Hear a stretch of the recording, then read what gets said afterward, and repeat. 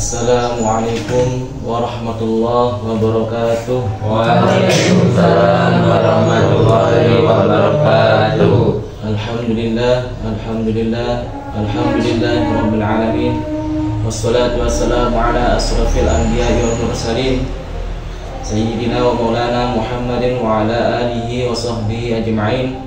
Rabbis shrah li sadri wa yassir li amri wahlul 'uqdatam min lisani yafqahu qawli. Amma ba'du. Segala puji bagi Allah, Tuhan semesta alam, yang maha pengasih lagi maha penyayang, yang telah memberikan kita beribu-ribu macam nikmat, yakni nikmat sehat, nikmat kesempatan, nikmat keimanan, sehingga kita sama-sama bisa belajar di tempat majelisnya Allah Subhanahu wa Ta'ala. Dan kedua kalinya tak lupa kita haturkan selawat dan salam senantiasa tercurahkan kepada Nabi Muhammad SAW, utusannya Allah yang telah membawa petunjuk dan rahmat bagi umat manusia. Dalam setiap detak jantung dan napas kita, pujian kita hanya kepada Allah Subhanahu wa Ta'ala selalu mengalir sebagai ungkapan rasa syukur kita atas segala nikmat yang Allah berikan kepada kita.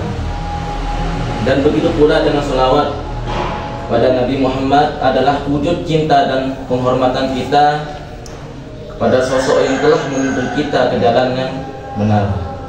Dan semoga dengan mengamalkan pujian dan selawat kita dapat meraih keberkahan dan meraih kedamaian dalam hidup kita, serta mengikuti jalan langkah Rasulullah SAW dalam aspek semua kehidupan. Bila di sini saya akan belajar menyampaikan yaitu tafsir amali. Mari kita sama-sama membuka Al-Quran surah Al-Hijr dari ayat 80 sampai dengan 86. Sudah dibuka? Mari kita sama-sama membaca dari ayat 80 dari Taus. A'udzu billahi minasy syaithanir rajim. Bismillahirrahmanirrahim. Wa laqad kadzdzaba ashabul hijril mursalin wa atainahum ayatina fakanu anha mu'ridin.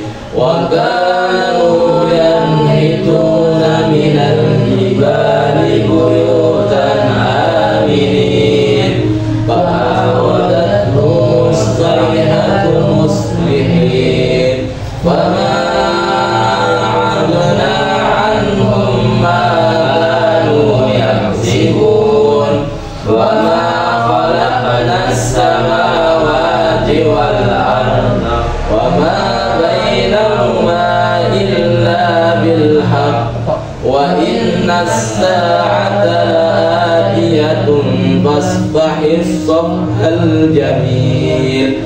Inna rabbaka huwal khallaqul alim. Shadaqallahul alim. Baca apa?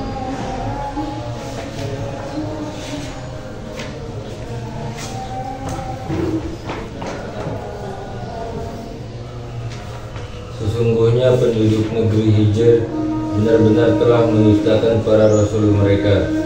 Kami telah mendatangkan kepada mereka tanda-tanda kekuasaan kami, tetapi mereka selalu berpaling darinya.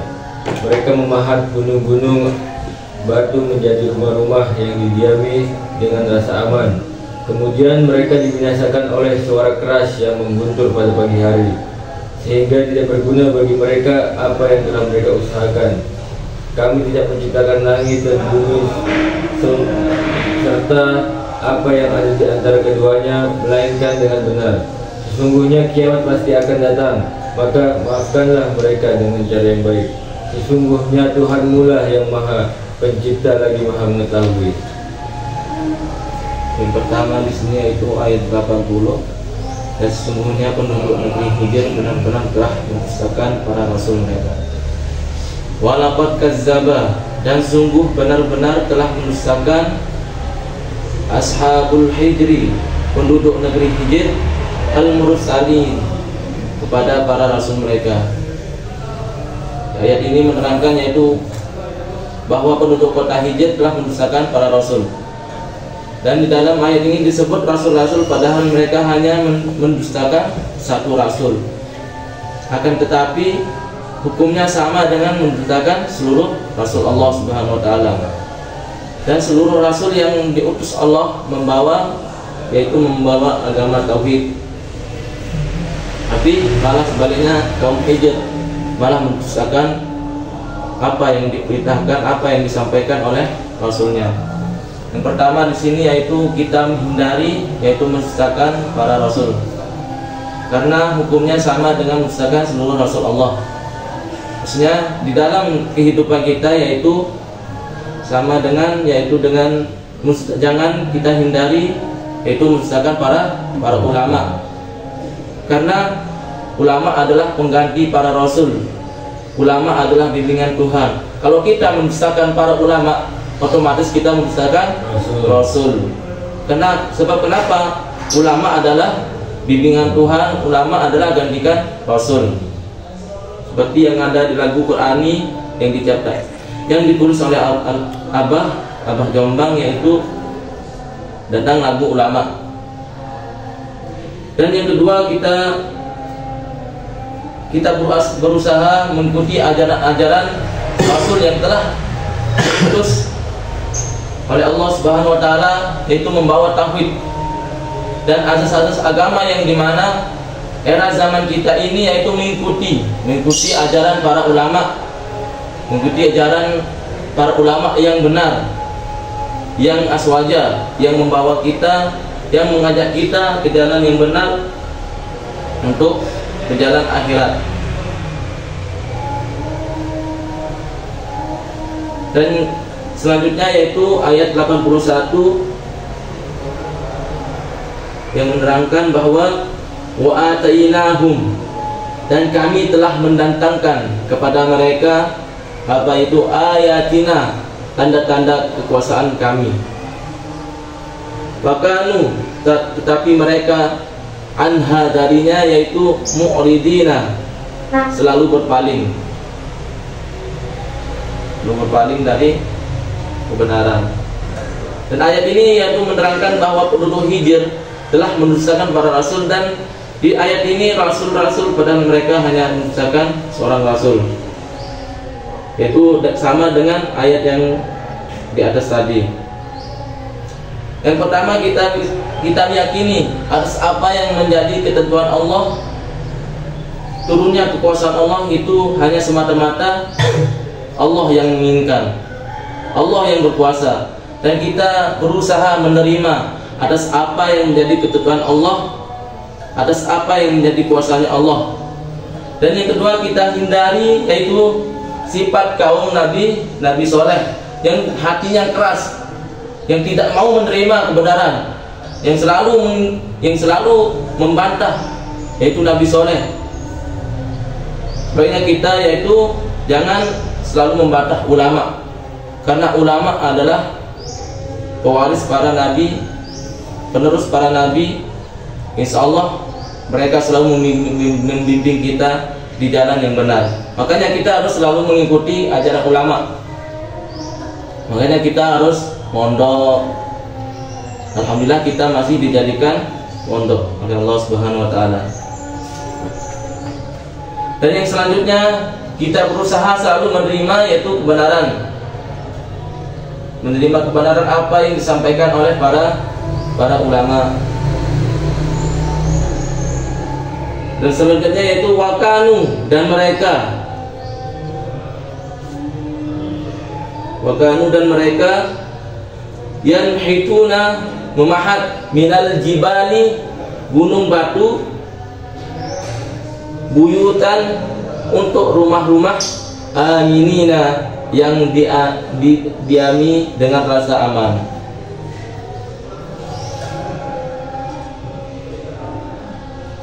Di sini yaitu kaum yang kuat, maksudnya kaum Samud ini adalah kaum yang kuat pada zaman itu, sehingga mereka tubuhnya perkasa, tubuhnya keras, sehingga itu mereka itu bisa memahat gunung-gunung, bisa menjadikan rumah mereka. Akan tetapi niat mereka itu salah. Niat mereka itu salah biar dia itu merasa aman dari ancaman Allah. Akan tetapi mereka itu percuma dengan usaha mereka, karena Allah maha segalanya, Allah maha segala menghancurkan bisa dengan sekejap mata. Artinya apa? Kita itu menghindari merasa paling kuat, merasa paling kuasa, bisa melakukan apa-apa, karena Allah yang menjadikan kita kuat, Allah yang menjadikan orang itu berkuasa. Kalau Allah ingin mencabut, ya tinggal gini saja. Yang kedua, juga kita berusaha mempunyai rasa takut dan rasa lemah di hadapan Allah. Mempunyai rasa takut karena Allah yang maha kuasa. Dan sehingga apa yang menjadikan kota ini dinamakan kota Hijr, itu berarti kota pegunungan batu, karena di tempatnya di pegunungan batu. Dan ayat selanjutnya yaitu fakhadathu, kemudian mereka dibinasakan as-sayhatu, yaitu oleh suara keras yang menggemur, yang bergerutur, musbihina, pada pagi hari. Dan kaum Samud yaitu adalah kaum yang kuat dan perkasa. Itu berarti Allah menimpakan kepada mereka yaitu azab. Wa akhadhathu, yaitu dibinasakan as-sayhatu oleh suara yang keras. Azab yang keras itu datangnya yaitu pada pagi hari. Pada hari yaitu hari keempat dari hari yang ditetapkan kaum soleh. Mereka itu hancur semua dengan azab dengan suara yang keras itu. Yang pertama, kita meyakini bahwa azab Allah itu selalu ada. Azab Allah itu selalu menyelimuti kehidupan kita. Makanya kita harus meyakini bahwa azab Allah itu selalu ada.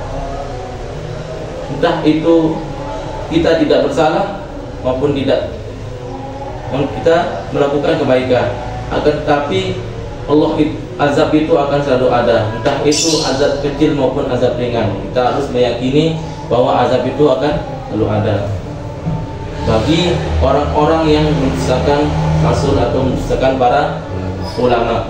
Dan yang kedua yaitu kita hindari sifatnya seperti kaum Samud. Yang mana kita hindari? Yang membuat Allah murka, sehingga kaum Samud ditimpa oleh azab, sehingga mereka itu hancur berkeping-keping. Dan suara yang bergemuruh itu menimpa orang-orang zalim itu. Maksudnya siapa orang zalim? Kaum Samud, sehingga mereka mati tergelimpang di rumahnya sendiri, seolah-olah mereka belum pernah tinggal di tempat itu. Makanya ingat, kaum Samud itu mengingkari bahwa mereka itu selalu mengingkari kebenaran yang disampaikan oleh kaum soleh. Maka karena dia mengingkari, binasalah kaum Samud. Yang selanjutnya yaitu ayat 84, Fama aghna, sehingga tidak berguna anhum, bagi mereka, makanu, apa yang telah mereka yaksibuna, usahakan. Jadi usaha apa yang mereka lakukan yaitu kaum Samud itu tidak ada apa-apanya, melainkan hancur berkeping-keping. Walaupun dia memahat gunung, bikin gunung, maupun kita, kalau kita menghindari azab, kalau Allah berkehendak kita akan hancur, ya kita hancur. Kita tidak bisa menghindari atas apa yang jadi kekuasaannya Allah Subhanahu wa taala.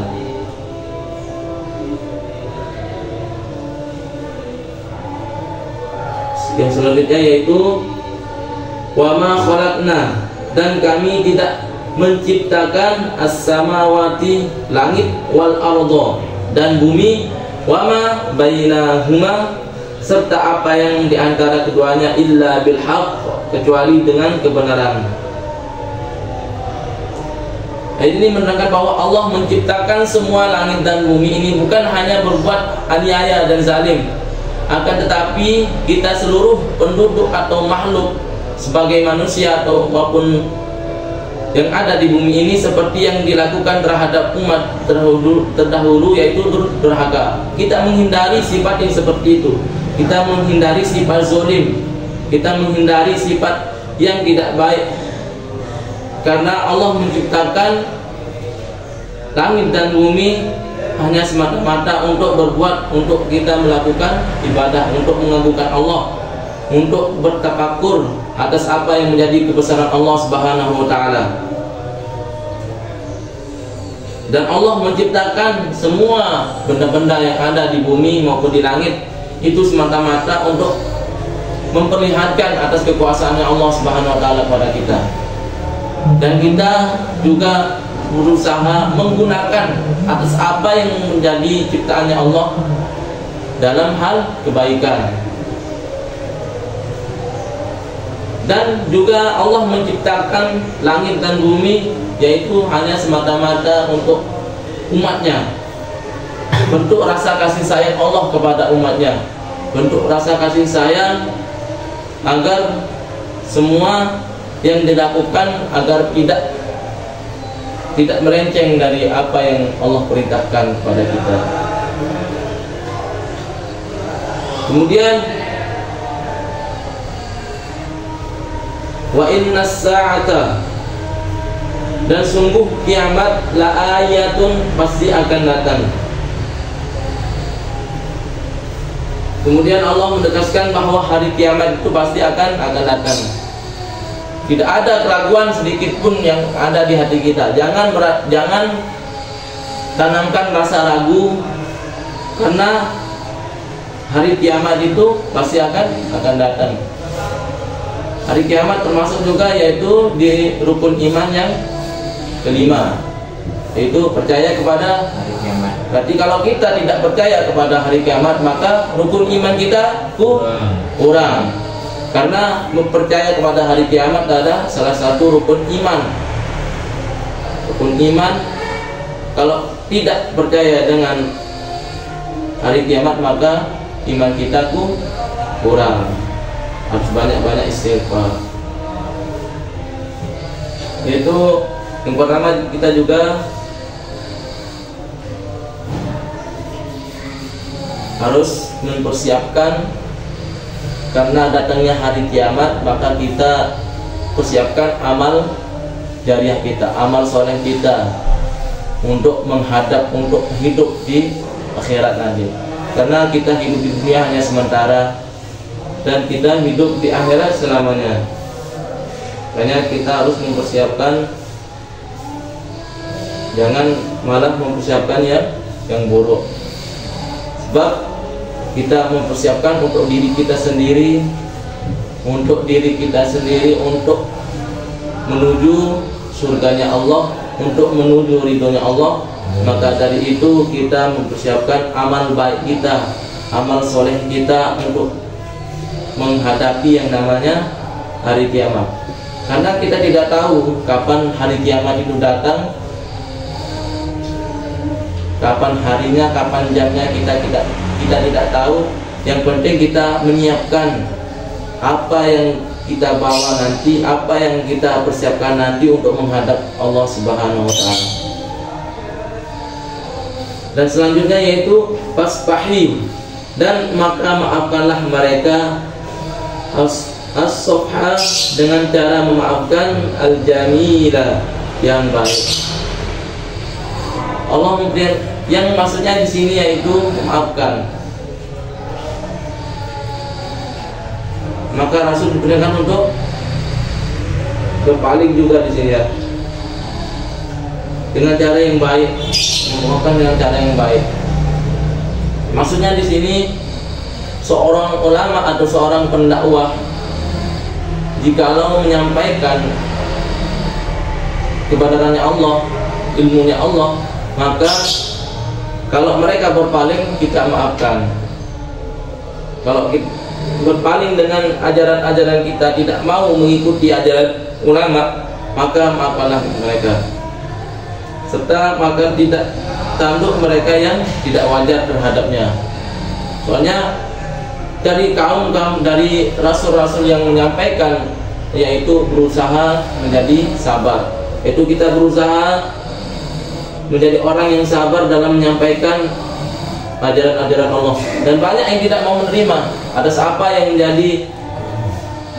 yang kita sampaikan pada mereka. Yang penting kita memaafkan mereka. Jangan dibalas dengan kekerasan, jangan dibalas dengan aniaya. Yang penting kita menyampaikan, yang penting kita berusaha untuk menyampaikan ilmu-ilmu yang Allah berikan kepada kita. Yang selanjutnya itu ayat 86. Inna rabbaka, sungguh Tuhanmu, huwa, dialah, khallaqu, yang maha pencipta, al-alimu, maha mengetahui. Maksudnya di sini yaitu Allah itu maha segalanya, maha mencipta, maha segala penciptaannya. Kita termasuk ciptaannya Allah. Lewat perantara siapa? Perantara orang tua. Kalau tidak kehendak Allah, maka kita tidak ada di bumi ini. Maka kita berusaha meyakini bahwa Allah itu maha pencipta dan maha mengetahui atas apa yang menjadi kelakuan kita di dunia ini. Maka dari itu kita berusaha meyakini bahwa Allah itu maha melihat apa yang kita kerjakan, entah itu baik maupun buruk. Allah itu mengetahui. Walaupun kita mau sembunyi di dalam gua sekalipun, Allah itu mengetahui dimanapun kita berada. Allah selalu mengawasi pergerakan gerik kita ini. Dan seperti setelah contoh dari pondok, itu seorang santri yang disuruh menyembelih ayam, suruh sembelih ayam. Maka kata kiainya, sembelihlah ayam ini di tempat yang sepi, tidak ada orang yang tahu. Pergi seorang santri ini semua. Dan sesudah dia menyembelih, mereka kembali ke kiainya. Dan ada salah satu santri yang tidak menyembelih, dengan dia itu membawa lagi ayamnya. Ditanya oleh kiainya, kamu kenapa tidak menyembelih? Ya kiai, soalnya tidak ada tempat yang sepi, tidak ada tempat yang tidak ada orang, melainkan Allah selalu ada mengawasi kita. Dan dari itu santri itu lolos sebagai santri yang benar-benar santri, karena dia itu yakin tidak ada tempat sepi, Allah selalu mengawasi, Allah selalu maha melihat dimanapun mereka berada. Berarti seorang santri itu yakin dengan Allah, yakin bahwa Allah itu melihatnya, melihat segala apa yang menjadi perbuatannya. Maka dari itu dia punya rasa takut untuk melakukan kejahatan, karena Allah itu selalu maha melihat selalu apa yang kita lakukan di dunia ini. Dan yang kedua, kita berusaha menghindari perbuatan yang menyelena, yang melenceng dari perintah-perintah Allah.